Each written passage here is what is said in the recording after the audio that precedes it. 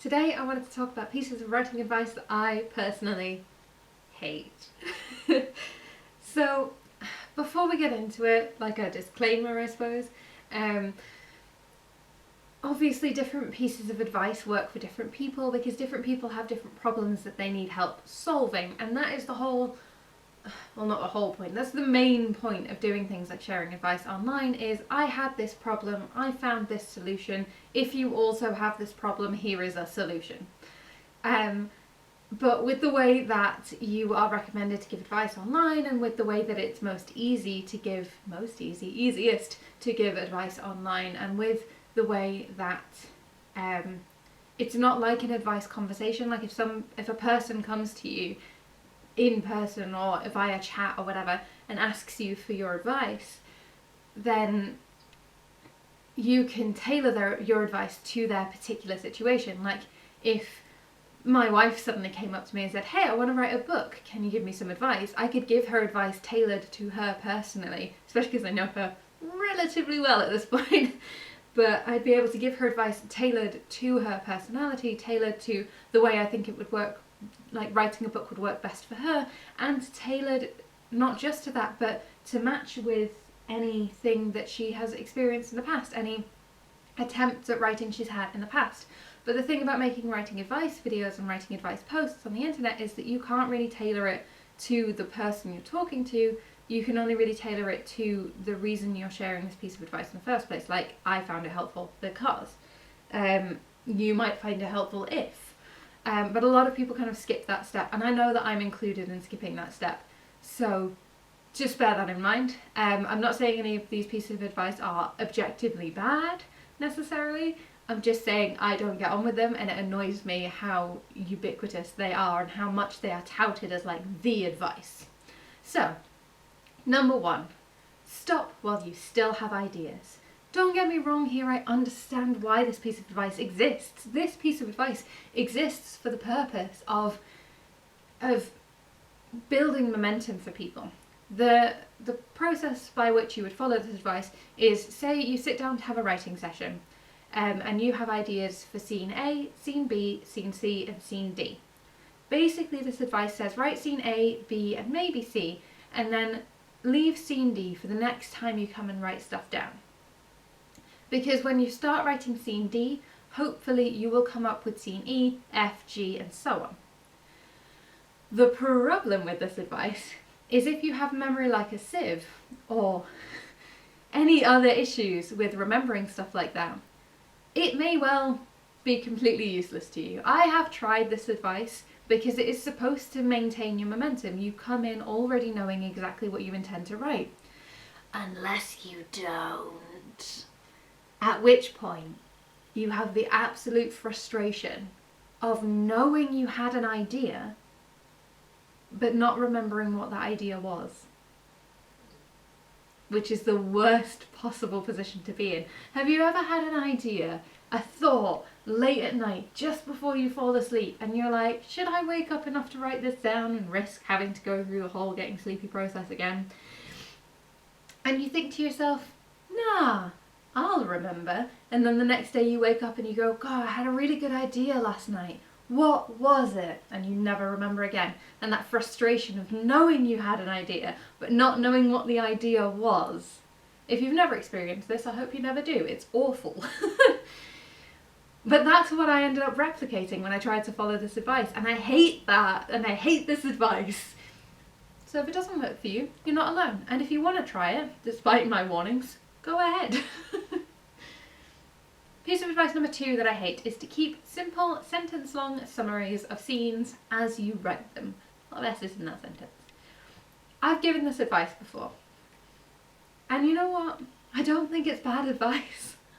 I just hate it.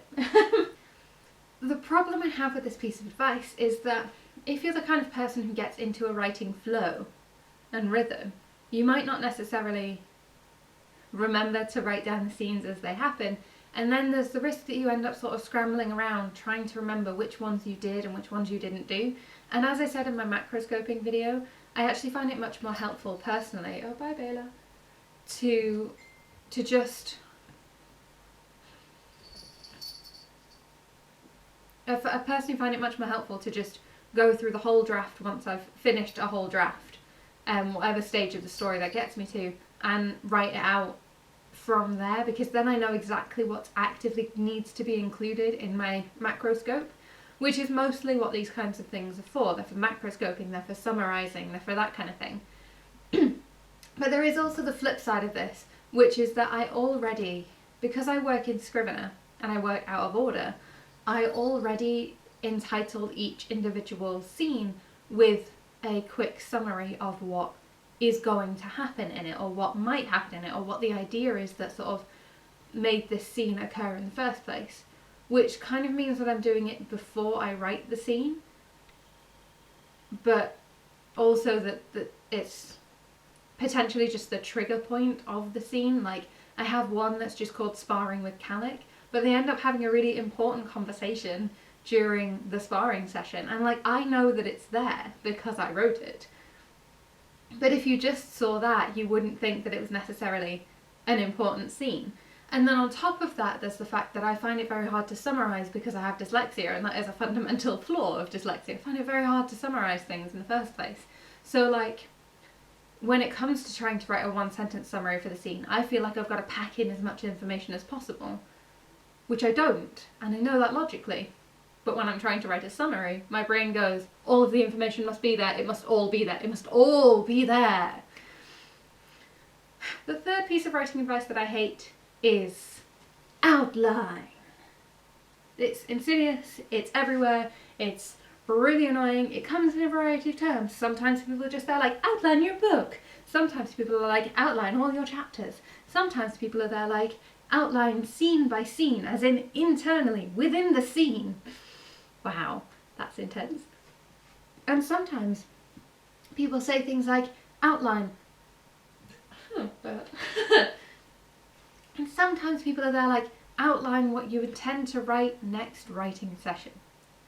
And again, I'm sure this works for some people. I'm sure it works really, really well for some people.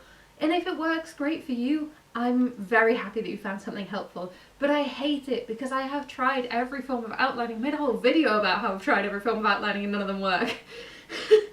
For me. And I'm just tired of hearing people say, oh, have you tried outlining? It's like, yes, I have tried. It's like when when people have asked me before, genuinely people have asked me as a non-binary person, oh, have you tried just being a binary gender? And it's like, yes, I have. I tried for 19 years, and then an extra 2 on the other side of this binary just to make sure. It doesn't work for me. I'm not a person that can do that. Also, I'm going to say this again, and I'm pretty sure I've said it before, and I will probably keep saying it for the rest of time. If you could not finish a book through pantsing, you were never a pantser. If you are calling yourself an ex-pantser because you tried writing books by the seat of your pants and it didn't work for you, and you found an outlining method that works for you, you were never an ex-pantser. You were always an outliner, you just didn't know it yet. In the same way that if you are, for example, a gay lady who tried being with men for a while, and it didn't work out for you, and then you realised you liked women and you started dating women, you were never a straight lady. You were always a gay lady. You just didn't know it then. Like, caveat, obviously, there's fluidity in sexual experiences, there's fluidity in the way that people can write books. I'm sure there are people out there who have pantsed books and have outlined other books and find one method more helpful than the other. And I'm sure there are also people who go the other way, who've outlined books and then pants them, and people who can do both, and people who change dependent on the book that they're individually writing. But I know for me, as someone who has tried outlining books before, I never get to the end of those books, and I'm tired of having to argue that with people. I'm tired of people trying to say that pantsing is not a legitimate way to write a book. Hey, spoiler alert. One book published, available in bookstores, all the links are listed below. This is a book that was pantsed by me. I pantsed this book. I hate saying pantsed. Because in the UK, I don't know if this is a thing everywhere, but in the UK when you get pants, it's when your pants get pulled, like your trousers get pulled down and your pants are exposed. But yeah, I did not outline this book. I made a timeline on a wall. That's not the same thing. I tried outlining it, did not help me. I learned about macroscoping through doing this book. Not the same as an outline, I don't think.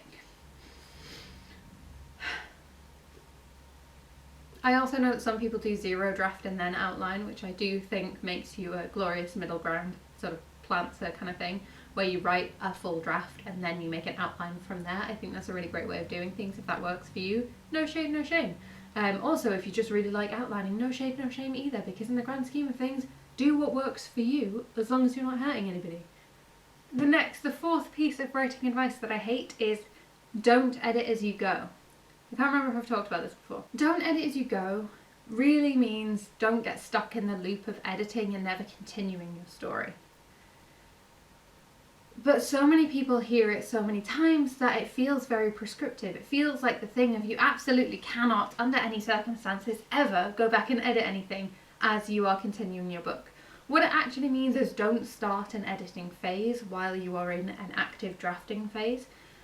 But also, I still don't really necessarily agree with that either. The fact of the matter is that the way that I write books is quite chaotic, along with everything else in my life. So when I write my first draft, it's usually often, I don't know. My first draft for the second in the Guardian Cadet series, which is the Mary Arlan Breaking the Curse series of books, or what Mary Arlan Breaking the Curse belongs to, is the one that I've been writing for the last year. And it is, the first draft I had for that was about maybe 15,000 words. I had the opening, I had actually quite a few of the first act scenes. I had the transition into the new world, as people might call it,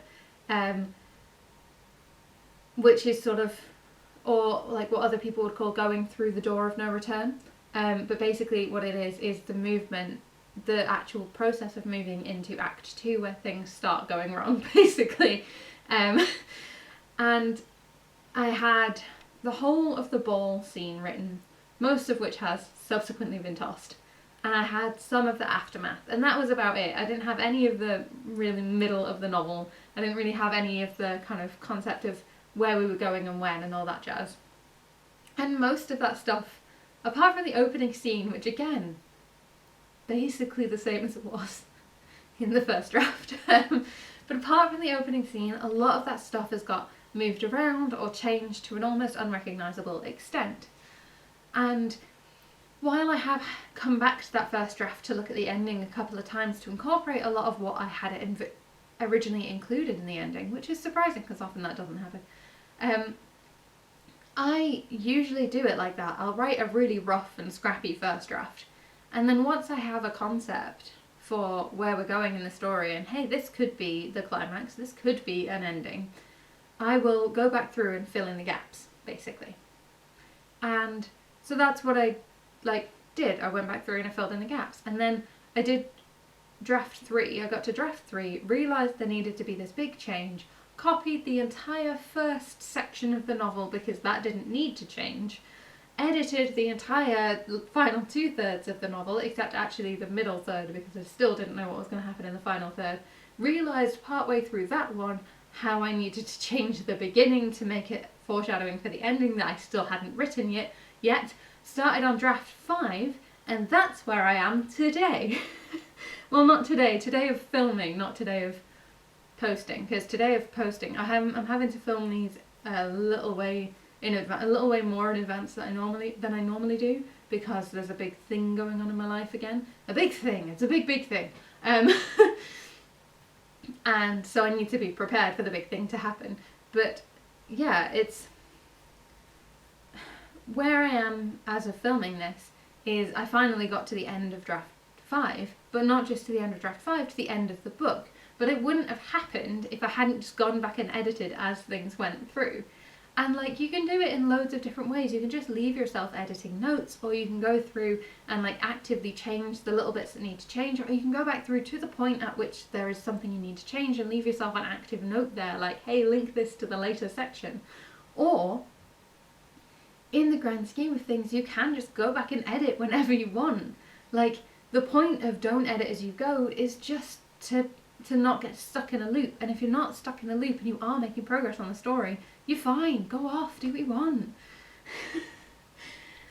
And I think that is the reason I hate it. It's just because, again, it's so ubiquitous. I hear people talking about it all the time, whether they're like, oh, I feel really bad because I know I need to change this thing and I'm worried I'm going to forget, or I know I need to change this thing and it's just like weighing on my mind and I don't know how to finish the story without it. And it's like, just go back and change it. I'm begging you.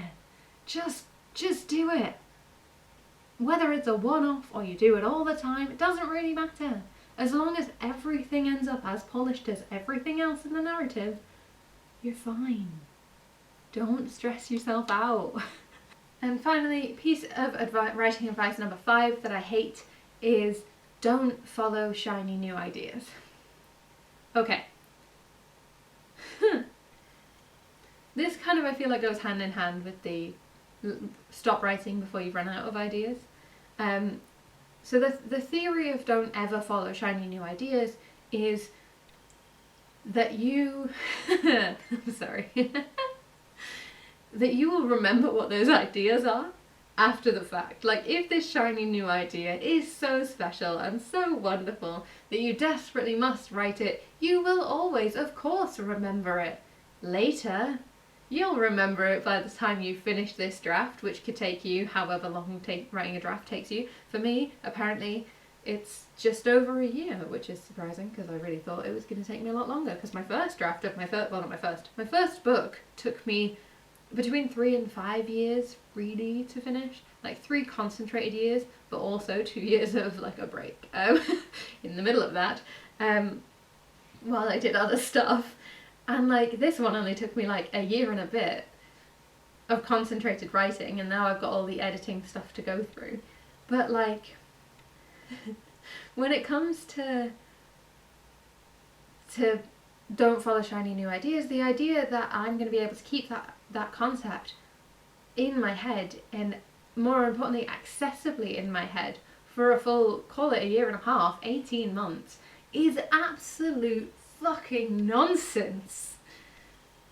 Instead, also in the grand scheme of things, I don't know if something's a viable book idea until I've actually started trying to write it. So what I do, instead of not following shiny new ideas, is I give myself specific times of year and specific times of day or week or whatever within my own writing schedule, whatever that happens to look like at the time, where I am allowed to just follow shiny new ideas. Like this July, I took a week off. I took a week off for my wedding anniversary. My wife didn't take the full week off work, so I had a couple of days at the beginning of the week where I could just do whatever I wanted, because that was what I conceptualized as a week off of doing the business thing, a week off from being Will Salisbury McGrath author, Instagram poster, YouTuber and short story writer, and just got to be, I'm Will and I like books, I'm Will and I like to write stories. And instead of having to be the business and do all of the sensible business decisions, I get to just follow my whims and write what I want to write. And if I want to write like a little bit of pirates and a little bit of sci-fi and nothing to do with the Guardian Cadet series, that's fine. And if I really fancy writing something to do with the Guardian Cadet series, that's fine too, because it's not about not doing stuff, it's about only having to do what I actively want to do. And those are the times where I let myself follow the shiny plot bunnies. Those are the times that I go, okay, I'm going to write this down. I'm going to write down every scene I can think of for this story. Because not only does it show me if it's a viable actual story that I can actually write into a full novel, which is a really useful thing to know in advance before you dedicate a lot of time to it and realise, shoot, I can't write this. But it's also really useful as someone who posts short stories and novel excerpts on my blog site, nopoodles.wordpress.com. Like, you may or may not have seen on there, I have what's it called, an open investigation, an excerpt from a novel I will probably never write, which is something that I genuinely, while I was taking my 2 weeks over my birthday to Hogmanay, December, the last 2 weeks of December, while I was taking my birthday to Hogmanay break, I was allowed to follow my whims, and I figured out all of these characters for this story, this cozy paranormal mystery story. I figured out all these characters, I figured out how their backstories worked. I wrote a whole first chapter. And then I kind of realised I didn't want to write a cozy mystery. I mean, maybe I'll change my mind. That's my prerogative. But I didn't want to write a cozy mystery. And I didn't want to cement myself in the cozy mystery genre. And I didn't want to do all of the investigation required to be able to write a cozy mystery well, which would require things like reading a lot of cozy mystery novels and maybe looking into cozy mystery outlining just to see what people have picked out as the most important parts of a cozy mystery novel, even if I don't intend to make an outline, like how I have Romancing the Beat by Gwen Hayes, because I like knowing what people, more specifically Gwen Hayes, thinks is each of the important parts of a romantic plot or a romantic subplot, because you can use it like that. And like seeing if I tick the boxes and maybe like figuring out why this particular romantic subplot doesn't feel wholesome, doesn't feel completed, is because, oh hey, you missed a step in the middle that is a recommended step. And until you have a solid foundation of understanding for something like that, you won't necessarily be able to do an effective job of making your own version. It's like how if you've been baking for years, you can kind of make stuff up off the top of your head and like adjust for things that you do and don't have. Like I was making drop scones the other day, and this feels like such a tangent, but I was making drop scones the other day and I realised I didn't have enough flour left. So what I did, no, it wasn't drop scones, was it? I was making quick bread the other day. So I've got this 30-minute bread recipe, which is really simple to make, but I realised I didn't actually have enough flour to make it halfway through making it. So what I did was I ground up a bunch of oats, because I've got a whole bag of oats for some reason. I think my in-laws gave it to me. They were like, oh, I don't want these, you have them. And I was like, all right, cool. So I made flapjacks, I made oat cookies, and then I was like, okay, I still have a load of oats. What am I going to do with them? So it's just been sat in the back of my cupboard in a sealed container. And I was like, oh shoot, I don't have enough flour, what am I going to do? So I just made some oat flour, because all you have to do is grind oats up really fine. And to be fair, I also do sieve them. That is a highly recommended step for you there. But like, that's the kind of thing you can do only if you have been baking for a really long time. Only if you know, purely by the process of doing the thing, what the steps are. Like my wife started making sourdough bread with her own yeast starter in lockdown, as did many other people. She started with actually beer and flour instead of just making a flour starter, because she wanted to accelerate the process so that she could make the bread much quicker, which is the thing you can do. And it took, she was making like a loaf a week during lockdown, and by the end of it she could do it without even thinking, without looking at it. And that's the kind of solid foundation that you need to be able to write well within a genre. You need to have that solid, I can just feel whether it's right or wrong, in my humble opinion. And that is the kind of thing you need if you're going to write well within a genre. And if you want to start exploring a new genre, that's the kind of thing you need to start building.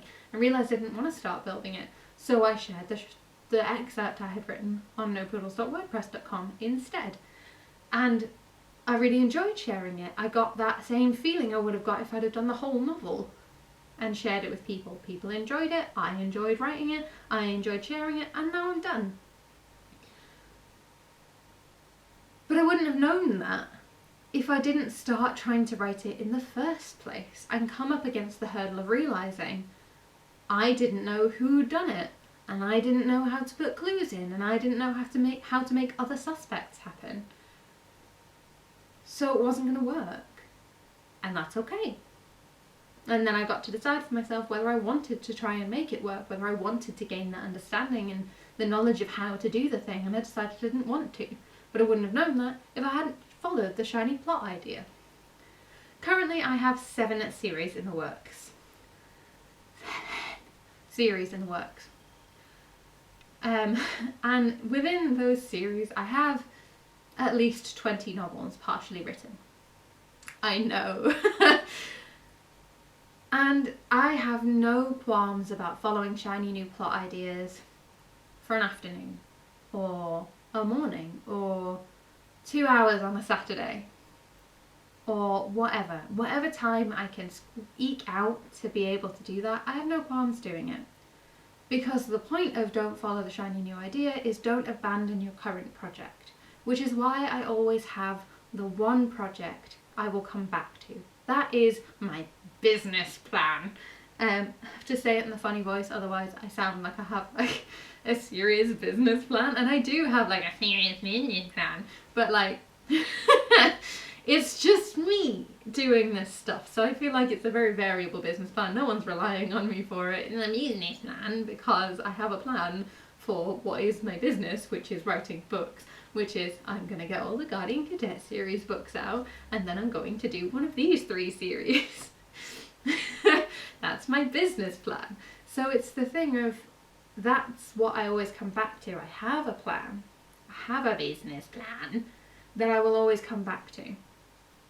And I try not to follow a shiny new plot bunny for too long.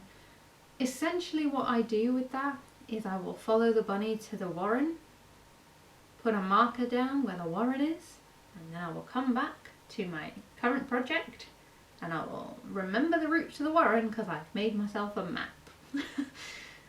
That was a very long-winded way to talk about that, but there it is. Those are 5 pieces of writing advice that I personally hate. Tell me your most hated piece of writing advice in the comments below. Tell me if you love one of these pieces of writing advice in the comments below. Tell me what works for you and what doesn't, because, you know, I think it's really important to talk about how things do and don't work for people, even if you don't necessarily agree with someone. Like, if you are a hardcore outliner, tell me why you think it's so wonderful to outline. I'd really love to know, because I can't conceptualize it, because I can't do it. And I have tried, so like, don't try and sell it to me, just tell me what you like about it. And if you want to find me or my book, Mary Arlan Breaking the Curse, all over the internet, there's a link in the description box, along with a link to my Ko-fi account if you feel like supporting the channel but fantasy is not your jam, or you just don't like funny books, because some people don't for some reason. Right next to the like and subscribe buttons if you feel like sticking around. I'm pointing this way, but it might be that way. Who even knows? I will see you in 2 weeks' time. Bye. Oh, I've only got 3 things on my list. That's completely insane. I have more things that I hate. Pieces of writing advice that I hate. Don't edit as you go. Wait, no, I know what it is. It's all in my bad habits video script. Hang on.